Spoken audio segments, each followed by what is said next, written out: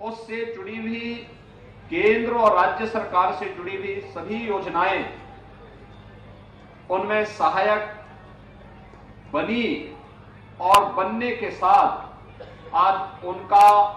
एक भव्य स्वरूप हम सबको देखने को मिल रहा है। उस भव्य स्वरूप का दर्शन देश कर सके और उनके मन में भी इस बात का एहसास हो सके कि हां, आने वाले 25 वर्ष की कार्य योजना भारत को एक विकसित भारत के रूप में स्थापित करने की संकल्पना है और हम सब का भी उसमें योगदान होना है। इसी उद्देश्य से विकसित भारत संकल्प यात्रा कार्यक्रम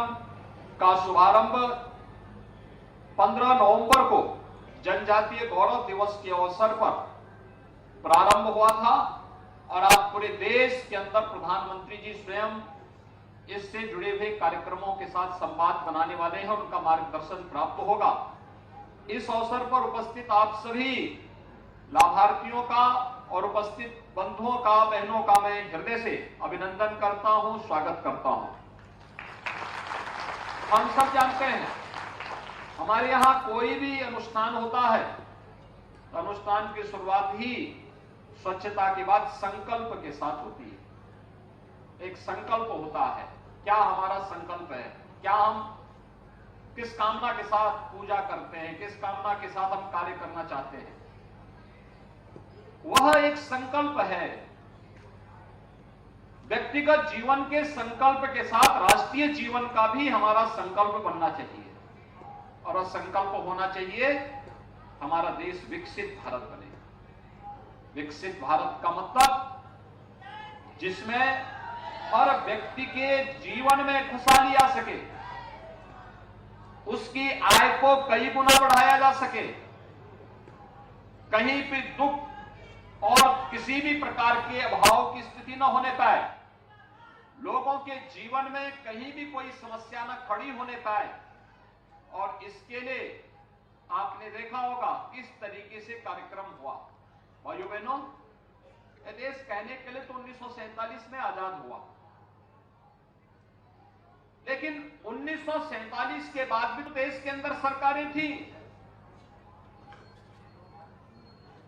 और ये सरकारें लगातार काम किए होंगे, देश का पैसा भी खर्च किए होंगे, देश के बारे में सोची भी होंगी, लेकिन दुनिया में भारत की छवि कैसे बन गई थी? भारत के बारे में लोगों की धारणा क्या थी 2014 के पहले और 2014 के बाद? आज हम देख सकते हैं। दूसरा, ये जो योजनाएं हैं, इन योजनाओं का लाभ प्रधानमंत्री आवास योजना हो, स्वच्छ भारत मिशन में शौचालय उपलब्ध, हर गरीब परिवार के घर में शौचालय उपलब्ध कराने की योजना हो, जनधन अकाउंट की योजना हो, आयुष्मान भारत की योजना हो, पीएम स्वनिधि योजना हो, ग्रामीण क्षेत्र में पीएम स्वामित्व की योजना हो, मुख्यमंत्री आवास की योजना हो, हर गरीब के पास अपना राशन कार्ड हो, या फिर और भी तमाम अन्य योजनाएं जितनी भी हैं, योजनाएं पहले क्यों नहीं चली? देश तो वही है, आय के स्रोत भी वही है। ऐसा नहीं कि मोदी जी के आने के बाद कोई अलग से कुबेर का खजाना फूटा हो और मोदी जी ने वहां से लाकर बांटना शुरू कर दिया। नहीं, पहले गरीब,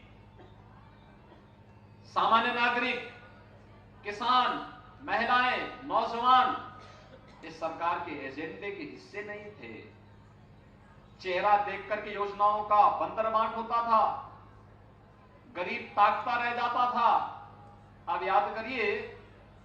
पिछले 9-9.5 वर्ष में प्रधानमंत्री मोदी जी के माध्यम से देश के अंदर 12 करोड़ परिवारों को शौचालय मिले, 4 करोड़ परिवारों के आवास बने, जिनमें अकेले उत्तर प्रदेश में हम लोगों ने 55 लाख से अधिक परिवारों को एक-एक आवास उपलब्ध करवा दिया है। लगभग 3 करोड़ परिवारों के लिए शौचालय की सुविधा उत्तर प्रदेश में दी गई है। आयुष्मान भारत के अंदर देश के अंदर 50 करोड़ लोग आयुष्मान भारत की सुविधा का लाभ प्राप्त कर रहे हैं। तो उत्तर प्रदेश में लगभग 10 करोड़ लोगों को इस सुविधा का लाभ उपलब्ध कराया जा रहा है। किसी भी इम्पैनल्ड हॉस्पिटल में जाकर के, वह कॉर्पोरेट हॉस्पिटल हो, प्राइवेट हॉस्पिटल हो,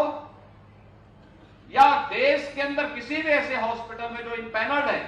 वहां जाकर के 5 लाख रुपए की सहायता, स्वास्थ्य की सुविधा वहां आपको उपलब्ध हो सकती है। और सरकारी हॉस्पिटल में तो ऐसे भी फ्री में सुविधाएं हैं, लेकिन फिर भी जहां पर ये नहीं है, वहां पर जिन लोगों के कार्ड नहीं बन गए, हम मुख्यमंत्री राहत कोष से भी पैसा देते हैं और विधायक गण अपने विधायक निधि से भी पैसा उपलब्ध करवाने का काम करते हैं। ये काम पहले भी हो सकता था। देश के अंदर कोरोना कालखंड में 80 करोड़ लोगों को फ्री में राशन की सुविधा, और ये तो मिल ही रहा था, अगले 5 वर्ष तक ये मिलता रहेगा।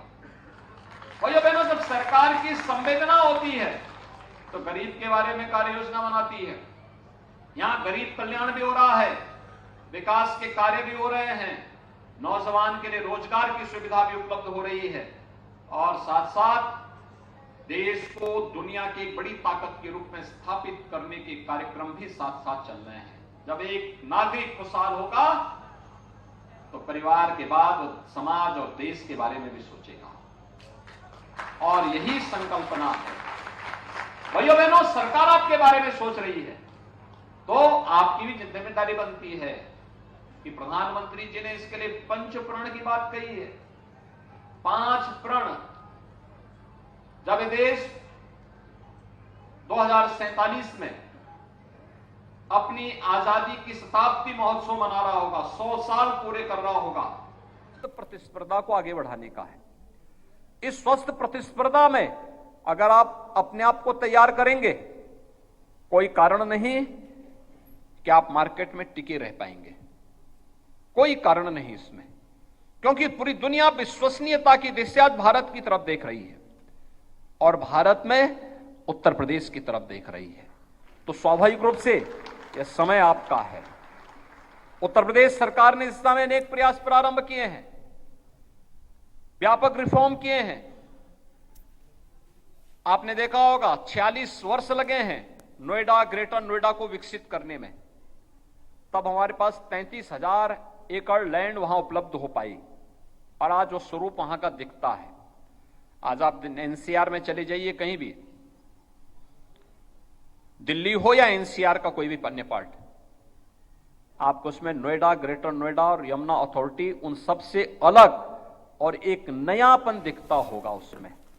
अन्य की तुलना में आप देखेंगे तो अन्य जगहों से लोग छोड़ छोड़कर क्या वहां आ रहे हैं।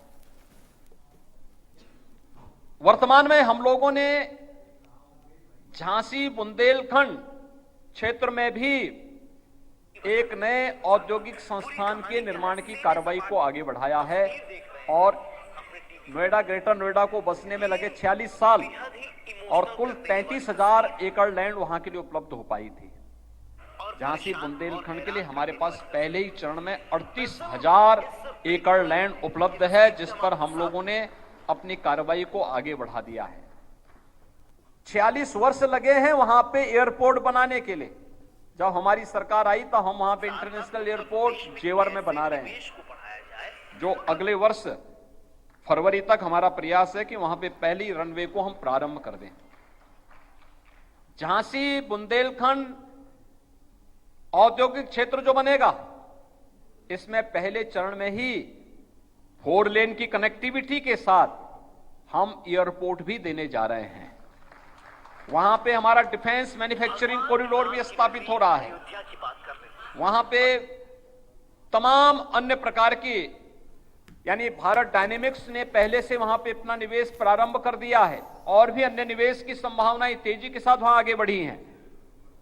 और मैं आपका आह्वान करूंगा कि प्रदेश के अंदर तो हर जिले में इस प्रकार की संभावनाएं हैं कि जहां पे आज के दिन पे लैंड बैंक की समस्या भी नहीं है। और वहां पे सुरक्षा की भी कोई समस्या नहीं है। यूपी के अंदर आज के दिन पर आप किसी भी सेक्टर में निवेश की इन संभावनाओं को तलाश करके न केवल अपनी पूंजी को बल्कि स्वयं की सुरक्षा को भी आगे बढ़ाने में आपको काफी मदद उत्तर प्रदेश के अंदर मिल सकती है। आज के इस अवसर पर मैं आप सबसे इसी बात को कहना चाहूंगा, सरकार टेक्नोलॉजी का भी उपयोग करना चाहती है, आपकी हर समस्या का समाधान भी करना चाहती है और सरकार का हर प्रकार का, जैसे पिछले 6.5 वर्ष के अंदर आपका रहा होगा कि 6.5 वर्ष के अंदर आपने देखा होगा किसी भी स्तर पर बिना किसी बैरियर के हम इस पूरी व्यवस्था को लेकर के चले हैं।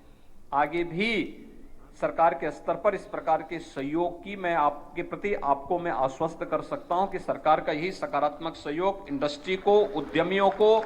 और यहां के सभी बिजनेसमैन को प्राप्त होगा। लेकिन साथ साथ मैं आपसे भी इस बारे में अपील करूंगा, हम भी अपने स्तर पर प्रयास करें कि सरकार के साथ मिलकर के एक सकारात्मक माहौल बनाने में जो आपने योगदान दिया है, आज हमें IIA, CIA या इस प्रकार के जितने भी जो संगठन है, औद्योगिक संगठन है, इनके द्वारा जो भी हम लोगों के साथ मिलकर के अलग अलग तरीके से सरकार के कार्यक्रमों को आगे बढ़ाने में मदद दी जाती है और हम भी चाहते हैं कि सरकार के साथ मिलकर के इन कार्यक्रमों आगे बढ़ाना, कहीं कोई समस्या है तो उसके समाधान का एक मैकेनिज्म तैयार होना, कहीं पे आपको लगता है कि ये बैरियर बन रहा है, उस बैरियर को हटाने का काम सरकार का है। लेकिन सरकार प्रदेश की इकोनॉमी को तेज करने के लिए और इंडस्ट्री को वहां पे लोकल स्तर पर रोजगार की संभावनाओं के साथ जोड़ने के लिए भी अगर हम अपने स्तर पर लोकल इंस्टीट्यूशन को अपने साथ जोड़ सकें, इंडस्ट्री के साथ जोड़ सकें, तो आपको सस्ता मैन पावर स्थानीय स्तर पर उपलब्ध होता हुआ दिखाई देगा और इस पर मुझे लगता है कि बहुत अच्छे ढंग से काम किए जाने की आवश्यकता है। हम लोगों ने इस वर्ष सितंबर महीने में जो international trade show greater Noida में आयोजित किया था, मैं आप सबको इस बात के लिए फिर आश्वस्त करता हूं, 2024 में भी हम लोग सितंबर माह में ही इस प्रकार के इंटरनेशनल ट्रेड शो के लिए अभी से तैयारी कर रहे हैं। मुझे अभी तत्काल गोरखपुर जाना, आज गोरखपुर में भी एक ट्रेड शो है, वहां पर भी लगभग मेरा अनुमान है कि काफी बड़ी संख्या में, जो मुझे अभी तक बताया गया है कि काफी बड़ी संख्या में एग्जीबिटर पहुंचे हुए हैं। उनके द्वारा वहां पर एक आज गोरखपुर में गीडा की गोरखपुर औद्योगिक विकास प्राधिकरण जो है